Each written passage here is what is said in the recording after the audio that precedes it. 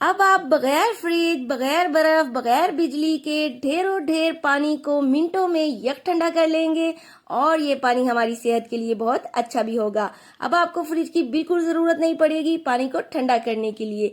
ऐसा तरीका आप यूट्यूब पर पहली बार देखेंगे और भी बहुत से जबरदस्त कमाल के आइडियाज आपके लिए लेकर आई हूँ और मुझे यकीन है कि मेरे ये आइडियाज आपके दिल को जरूर छुएंगे और आप इन्हें ट्राई करने पर मजबूर हो जाएंगे। तो अस्सलाम वालेकुम, welcome back to my channel tips और ट्रिक्स में आप सबको मेरा वेलकम। आई होप आप सब ठीक होंगे। तो चलें जल्दी से टाइम जाया किए बगैर पहली टिप की तरफ बढ़ते हैं। जैसा कि आप सभी जानते हैं कि मेलामाइन के बर्तन हमारी सेहत के लिए नुकसानदेह होते हैं, चाहे कितनी ही अच्छी क्वालिटी के बर्तन खरीद ले। कुछ ही अरसे के इस्तेमाल के बाद इनके ऊपर पिलाहट शुरू हो जाती है, हल्दी और चिकनाई के दाग नजर आने लग जाते हैं। तो चले इनके ऊपर से चिकनाई और हल्दी के दागों को उतारने के लिए बहुत ही आसान सी टिप आपके लिए लाई हूँ। तो इनको क्लीन करने के लिए यहाँ पर सबसे पहले मैं ले रही हूँ काला तेल।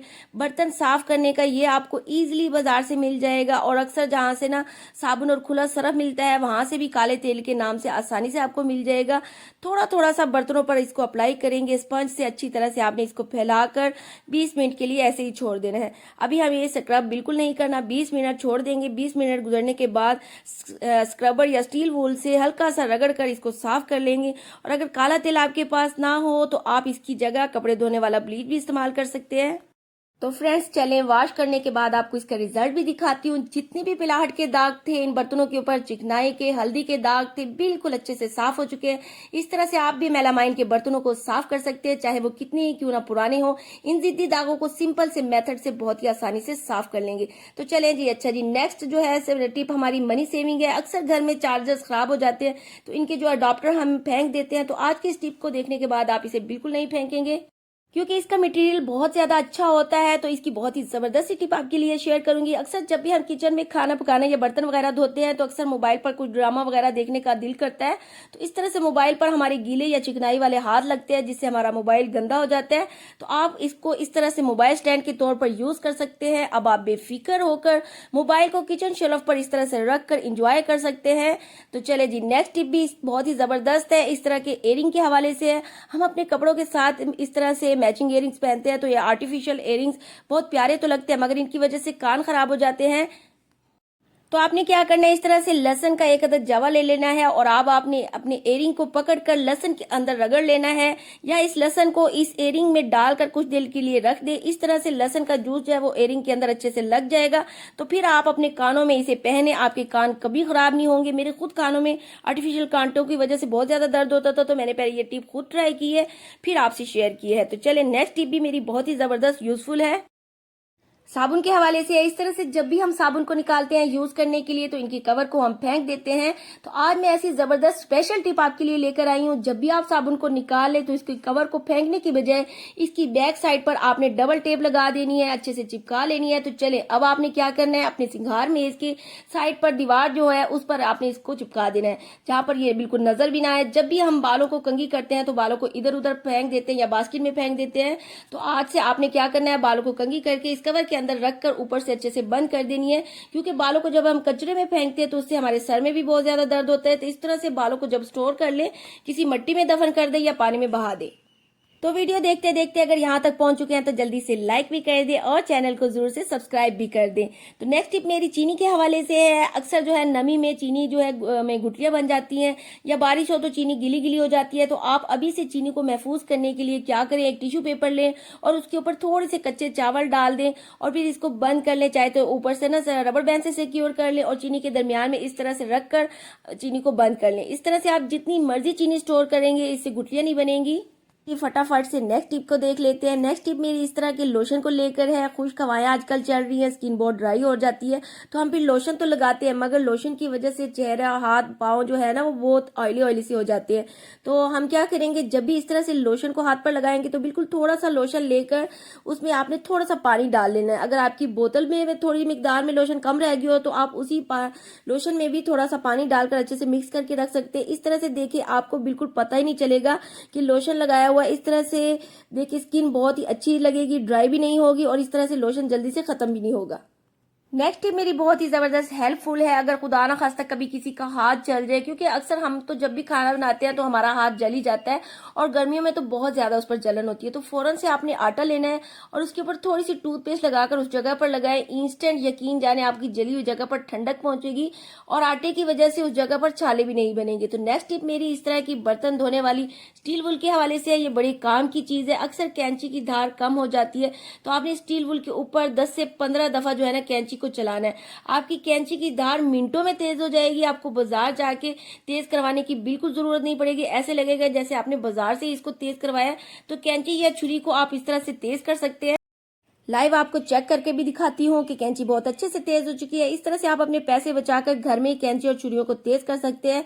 नेक्स्ट टिप मेरी इस तरह की देचकी को लेकर है। छोटे साइज की ले ले या बड़ी साइज की, इसको इस तरह से उल्टा कर लेना है। आपने क्या करना है, देचकी के ऊपर पैंट पहनानी है।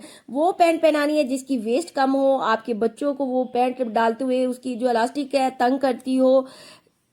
इस तरह से जितनी भी पैंटें हैं इस तरह से देचकी के ऊपर पैंट को डालकर आपने चढ़ा देना है। इस तरह से चढ़ाकर पूरी रात के लिए आप रखेंगे तो इस तरह से सुबह तक आपके बच्चों की पैंट की वेस्ट जो है वो लूज हो जाएगी। अच्छी खासी 2 इंच तक लूज हो जाएगी। बच्चे हो या बड़े, सबकी पैंट को आप इस तरह से लूज कर सकते हैं जो तंग हो। तो उसके लिए आप छोटे बच्चे हो तो छोटी देचकी ले, बड़ी बच्चे हो, बड़े लोग हो तो आप बड़ी देचकी ले। इस तरह से करके देखिए, जरूर अच्छा फायदा आपको मिलेगा। नेक्स्ट टिप मनी सेविंग है। इस तरह के परफ्यूम को लेके, परफ्यूम की खुशबू सिर्फ थोड़ी देर तक रहती है। किसी फंक्शन या पार्टी में हमने जाना हो तो परफ्यूम की खुशबू कहीं गायब हो जाती है। तो उसके लिए बहुत ही जबरदस्त सी टिप है। तो आपने क्या करना है, किसी पार्टी या फंक्शन पर जाना है तो 5 मिनट के लिए परफ्यूम को फ्रिज या फ्रीजर में रख दें। फिर आप परफ्यूम को यूज करें। यकीन जाने जहां आपका परफ्यूम की खुशबू एक दिन चलेगी वहां इसकी खुशबू 2 से 3 दिन आपके कपड़ों में रहेगी। आप इसको जरूर ट्राई कीजिएगा और आप मुझे दुआएं देंगे। नेक्स्ट मेरी इस तरह की ऐनक को लेकर है। जब भी हम ऐनक पहनते हैं तो अक्सर ऐनक का फ्रेम लूज हो जाता है और बार बार ऐनक नाक के नीचे उतर जाती है। तो इस तरह बड़ी परेशानी होती है। अगर आपकी ऐनक भी यूं ही आपको तंग करती है तो आपने क्या करना है, 2 रबड़ बैंड लेने हैं। ऐनक की इस साइड पर आपने इसको रबड़ को ना इस तरह से फोल्ड कर लेना है ऐनक की। फिर आपने दोनों साइडों पर इस तरह से रबड़ लगा लेनी है और इस तरह से ये रबड़ भी कान के पीछे ही रहेगी और बार बार ऐनक नीचे नहीं उतरेगी और आपकी ये परेशानी बिल्कुल खत्म हो जाएगी। तो वीडियो अच्छी लग रही हो तो जल्दी से लाइक भी कर दे और चैनल को जरूर से सब्सक्राइब भी कर दे। तो नेक्स्ट टिप भी मेरी बहुत ही काम की है। जब भी हम नए कपड़े सिलवाते हैं तो उनके काज बहुत ही ज्यादा टाइट होते हैं। जितनी भी कोशिश कर ले वो बंद नहीं होते और बच्चे बेचारे मुंह से जबरदस्ती इसको बंद कर रहे होते हैं। तो इस परेशानी का जबरदस्त हल है। आपने लेनी है सेफ्टी पिन। जिसके भी इस तरह से नए कपड़ों के काज तंग हो वो इस तरह से सेफ्टी पिन ले ले। बस आपने सेफ्टी पिन को बटन में डालकर कांच के अंदर से निकाल लेना। जिस तरह से मैं आपके सामने डाल रही हूँ, आराम से सेफ्टी पिन को खींचेंगे, बटन आपका इजीली बंद हो जाएगा। आपको कोई मेहनत नहीं करनी पड़ेगी, नाखूनों के साथ कोई भी आपको जोर नहीं लगाना पड़ेगा। बहुत ही जबरदस्त टिप है, आप इसको जरूर ट्राई कीजिएगा। नेक्स्ट टिप मेरी इस तरह की चूड़ियों के बारे में है। जब भी हम अक्सर जो है अपनी मैचिंग सूटों के साथ चूड़ियां पहनना चाह रहे हैं लेकिन अक्सर मैचिंग चूड़ियों का साइज इतना छोटा होता है और जितनी मर्जी चूड़ियों को डालने की कोशिश कर लेना वो हमारे हाथ में डलती नहीं और जल्दी जल्दी में चूड़ियां भी टूटकर हाथ पर चोट लग जाती है। तो इस परेशानी का जबरदस्त हल है। आपने लेना है कोई भी साफ सुथरा पॉलीथीन शापर और उसको इस तरह से हाथ पर चढ़ा लेना है जिस तरह से मैं आपके सामने चढ़ा रही हूँ। तो फिर घंटों का काम यकीन जाने मिनटों में हो जाएगा। तो जी हाँ, ये वही चूड़ियां जो पहले मैं डालकर जितनी भी कोशिश कर रही थी नहीं डल रही थी। अब आप भी इस तरीके को फॉलो करेंगे ना तो जिस साइज की भी चूड़ी होगी इजिली इस तरीके से आप डाल सकते हैं। ना आपके हाथ में दर्द होगा, ना चूड़ी टूटकर आपको चोट लगेगी। चलें जी, फटाफट से मेरी वो बहनें आ जाएं जो अपना रंग फेयर करना चाहती हैं, क्योंकि गर्मियों में रंग बहुत ज्यादा डल हो जाता है या अभी से कलर ब्लैक होना शुरू हो चुका है। तो अगर आप इसको डेली यूज करते हैं तो मैं कहती हूँ कि आपका रंग इतना व्हाइट और फेयर हो जाएगा। आपको किसी भी प्रोडक्ट, किसी क्रीम या किसी फेशियल की बिल्कुल जरूरत नहीं पड़ेगी, लेकिन आपने इसको मस्ट रेगुलर यूज करना है। तो यहाँ पर सबसे पहले लेंगे 1 चम्मच बेसन और दूसरी चीज इसमें कॉफी लेंगे 1 चम्मच। ये साशे आपको इजीली बाजार से मिल जाएगी और 1 चम्मच शहद लेंगे। और अगर आप इसका 100% रिजल्ट चाहते हैं तो फिर किसी भी चीज को आपने मिस नहीं करना। नेक्स्ट आपने विटामिन सी किसी भी फॉर्म में ऐड करना है, चाहे वो आप टमाटर लें, लेमन ये लें या आलू लें। मुझे जो है वो लेमन सूट करता है तो मैं इसलिए लेमन डाल रही हूँ। इनमें काफी विटामिन सी की अच्छी सी मिकदार होती है और यही आपकी रंगत को व्हाइट और टाइट करता है। मैजिक का ये काम करता है।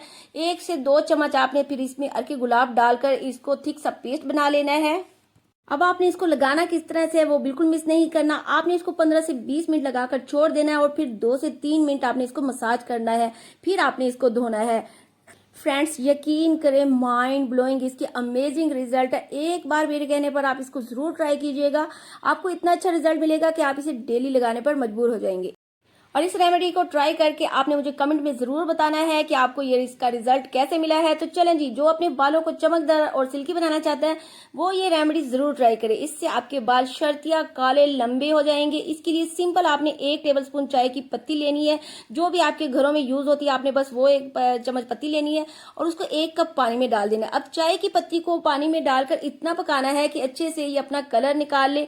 जैसे हम अच्छे से कावा बनाते हैं ना, इस तरह से अच्छे से आपने कावा बना लेना है। फिर इसको अच्छे से ठंडा करने के बाद छन्नी से छान लेंगे और इसमें आपने आधा जो है नींबू निचोड़ लेना है और इसमें आपने जो शैम्पू यूज करते हैं वो आपने जितना नहाने के लिए यूज करते हैं उतना आपने डाल लेना है। तो जी थोड़ा सा शैम्पू डालकर इसको अच्छे से मिक्स कर लेंगे। पत्ती हमारे बालों में चमक लाएगी, शैम्पू हमारे बालों को अच्छे से साफ करके सिल्की और शाइनिंग करेगा, लेमन हमारे बालों की खुश्की दूर करेगा। 10 से 15 मिनट लगाकर अच्छे से वॉश करें, यकीन करें आपके बाल बहुत सिल्की हो जाएंगे। नेक्स्ट भी मेरी टिप बहुत ही यूजफुल है। इसके लिए आपने लेना है थोड़ा सा नमक और हमने लेना है थोड़ा सा शहद। इन दोनों चीजों को आपने अच्छे से मिक्स कर लेना है। तो जी जिनके मुंह में बैड स्मेल आती है उसके लिए ये बेहतरीन रेमेडी है, और जिनके मसूड़े अक्सर फूल जाते हैं उनके लिए भी ये कमाल की टिप है। जब भी आप टूथब्रश कर लें फिर बाद में आपने इस तरह थोड़ी सी जो है मिकदार में फ्रेश बना लेना है, ज्यादा स्टोर नहीं करना बनाकर। ब्रश करने के बाद फिंगर पर लगाकर दांतों पर अच्छे से मल लें। मुंह में स्मेल भी खत्म हो जाएगी और मसूड़े जो फूले हुए हैं उसका दर्द भी खत्म हो जाएगा।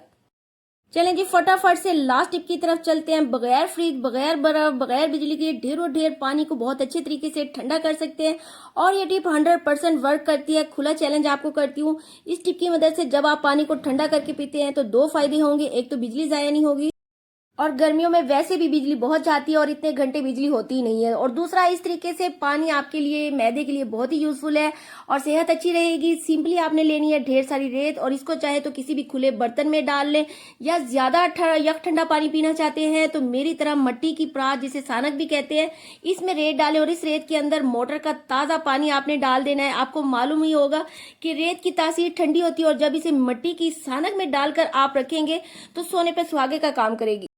इसके बाद आपके पास होना चाहिए इस तरह का मट्टी का घड़ा या मट्टी का कूलर। मट्टी के इस घड़े का इस्तेमाल सालों साल से इस्तेमाल हो रहा है। हमारे नबी पाक सल्लल्लाहु अलैहि वसल्लम की सुन्नत भी है कि मट्टी के बर्तन में पानी पीना और खाना चाहिए। तो इसके लिए आपने मट्टी जो पानी है वो मोटर का ताज़ा या फिल्टर का भी अगर ले रहे तो वो भी ताज़ा लेना है। टैंकी का पानी पहले वाला आपने बिल्कुल ऐड नहीं करना। इसके ऊपर मट्टी की प्लेट, मट्टी का ढक्कन जो होता है वही इसके ऊपर रखे। कोई भी सूती कपड़ा आपने इसके गिर्द लपेट लेना है जो आपका वेस्टेड हो। फिर आपने कपड़े को गीला कर लेना है, और जब 1 से 2 घंटे गुजर जाए तो दोबारा से आपने जो है रेत में पानी डाल देना है या कपड़े पर पानी डाल देना है। रेत को या कपड़े को आपने खुश्क नहीं होने देना।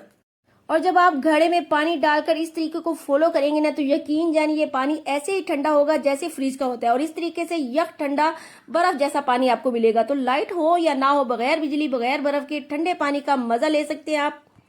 और ये पानी आपको हर टाइम अवेलेबल होगा, और इसको किसी ठंडी जगह या पंखे के नीचे आपने रखना है। अगर किचन में भी रख रहे हैं तो जहाँ सिंक के पास आप बर्तन धोते हैं, गीली जगह होती है, वहां ठंडी जगह पर रखिए। ये ऑल टाइम ठंडा रहेगा बगैर फ्रिज के। ना तो ये आपका गला खराब होगा, ना सेहत खराब होगी, और ना आपके पैसे जाया होंगे। अब 3 से 4 घंटे मैंने इसी तरह इस पानी को घड़े में रखा है, तो आपको इसमें को ग्लास में डालकर आपको चेक कराती हूँ। देखिए कितना यक ठंडा ये पानी आपको लग रहा है। तो अगर मेरी ये टिप आपको यूजफुल लगे तो फैमिली फ्रेंड में इसको जरूर से शेयर करें, और मेरी वीडियो अगर आपको अच्छी लगे तो चैनल को जरूर से सब्सक्राइब भी कर दें और वीडियो को लाइक भी कर दें, और बेल आइकन को भी प्रेस कर दें ताकि मेरी आने वाली हर वीडियो का नोटिफिकेशन आपको आसानी से मिल सके। चलती हूँ, फिर मिलूंगी। दुआओं में याद रखें। अल्लाह हाफिज।